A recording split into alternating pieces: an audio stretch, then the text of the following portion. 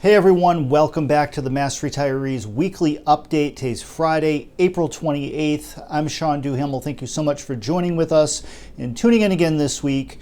Now, we had a fantastic area meeting in Leominster just yesterday. It was our first time in the Fitchburg-Leominster area in 4 years. We were at the local Elks Lodge. We had a great turnout. It was wonderful to see so many of you face to face again. So for those of you who did come to the meeting, thank you so much.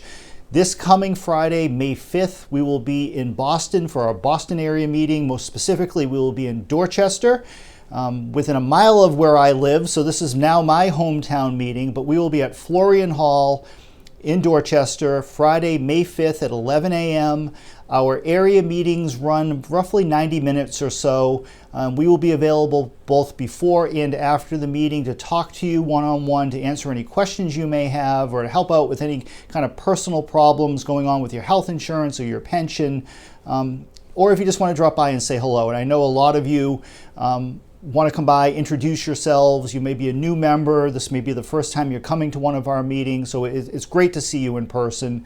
In addition to our Florian Hall meeting, later this month we will be up in Peabody for our annual North Shore meeting, and then in early June we will be back down on Cape Cod for the first time in 4 years for our Cape Cod meeting the first week of June. So we're going to get out there around the state again. Keep an eye on any upcoming edition of The Voice, always on page 3.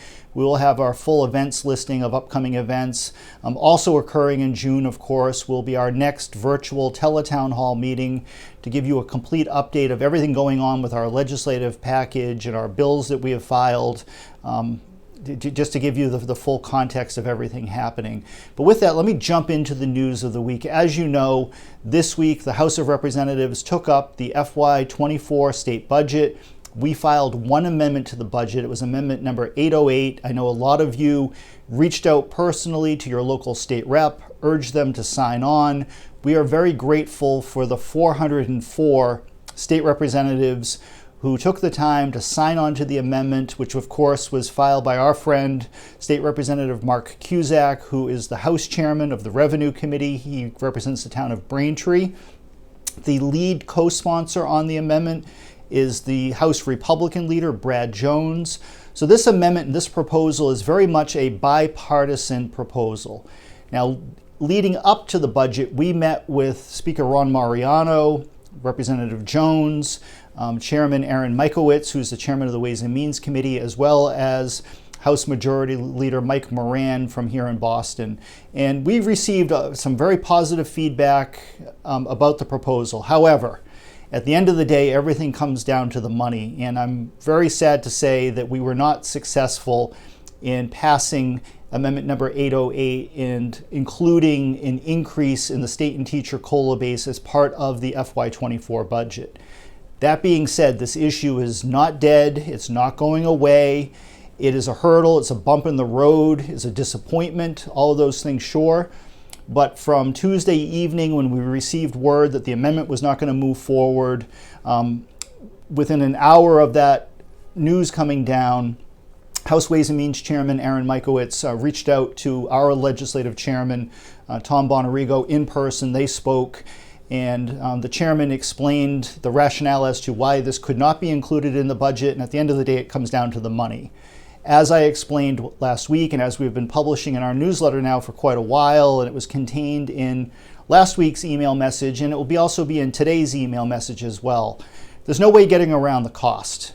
The cost of increasing the state and teacher COLA base from the current $13,000 up to a new level of $16,000, which was our proposal, would add $1.5 billion to the state's unfunded pension liability. That's $1.5 billion in new costs. And that translates the next time the state would revalue the pension system and reset the pension funding schedule. If nothing changed, if the pension asset returns were not robust enough, all things being equal, the state would have to increase the appropriation by $150 million to pay for that COLA base increase. It's a lot of money. There's no way of getting around that. However, the pension system is there to serve the beneficiaries of the system. We believe that we proposed a very sound, realistic proposal. It's now been 12 years since the COLA base for state and teacher retirees has increased. The average base around the state amongst all 104 systems is just over $15,000. It's about $15,100. So the state is lower than the statewide average. And as we have been reporting, we have recently seen a great deal of success at the local level, most recently in Bristol County, which has gone to $20,000 for their base. The town of Wellesley has approved a $21,000 base to be phased in over the next 3 fiscal years. So we're making a tremendous amount of progress at the local level, and local retirement systems have been willing to go to the mat to share the success of the system with their local retirees. And we are very focused on having that same dynamic exist at the state level. And we have a commitment from the House leadership that they will continue to work with us. We are now exploring whether it's getting our amendment in the Senate budget or trying to work on a standalone piece of legislation that can advance sometime this year. Those are the questions that we're working to develop answers on right now. But this issue is not going away. We're very hopeful and very optimistic that we're going to be able to get an increase for state and teacher retirees. Unfortunately, it just can't be part of the budget, at least as of now. Now, we'll be meeting with Senate officials going forward over the next couple of weeks. Senate Public Service Committee Chairman Mike Brady, Senate Ways and Means Chairman Mike Rodrigues. We're going to be meeting with these individuals along with the Senate sponsors of our legislation, Senator Creighton, for instance, from the city of Lynn, to see what can be done to move forward either with the COLA base or the senior COLA or some combination of the two for the upcoming fiscal year, and we'll be reporting back. And as much as we're disappointed, there's also some very good news to share.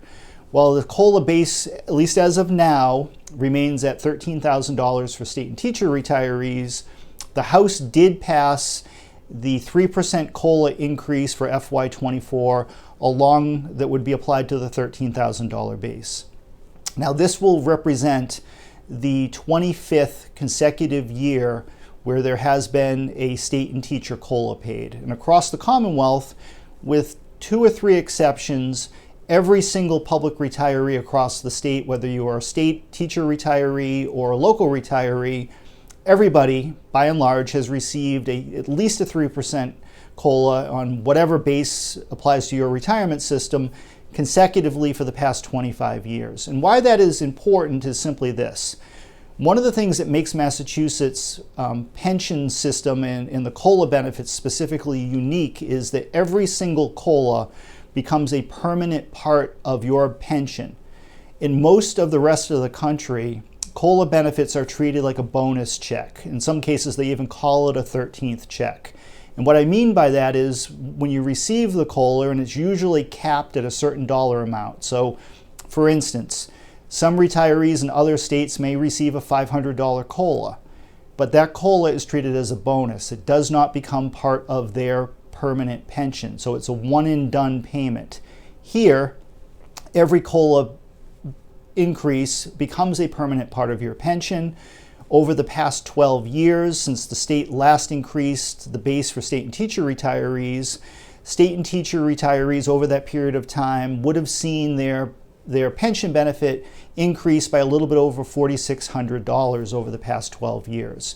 If you look back over the past 25 years since COLA reform was passed in 1997 and then implemented in 1998, the state and teacher benefit based on their COLA would have increased by nearly $9,000 over that period of time. And that, again, becomes a permanent part of your pension to never be taken away from you, and it just continues to be paid going forward, which is very, very different than what we're seeing around the country. We are seeing a growing and really disturbing trend in many states where COLAs are either not being paid at all, or when they are being paid, it's more or less haphazard. So they may pay a COLA in 1 year, but they'll pay nothing for the next 5 or 6 years, or maybe even longer. So what we're getting here in Massachusetts, while it's certainly not perfect and is in dire need of continued improvement, we're still ahead of the game when compared to many other retirees around the country. So we're appreciative of that. We're appreciative for Chairman Cusack stepping forward and taking the lead on this.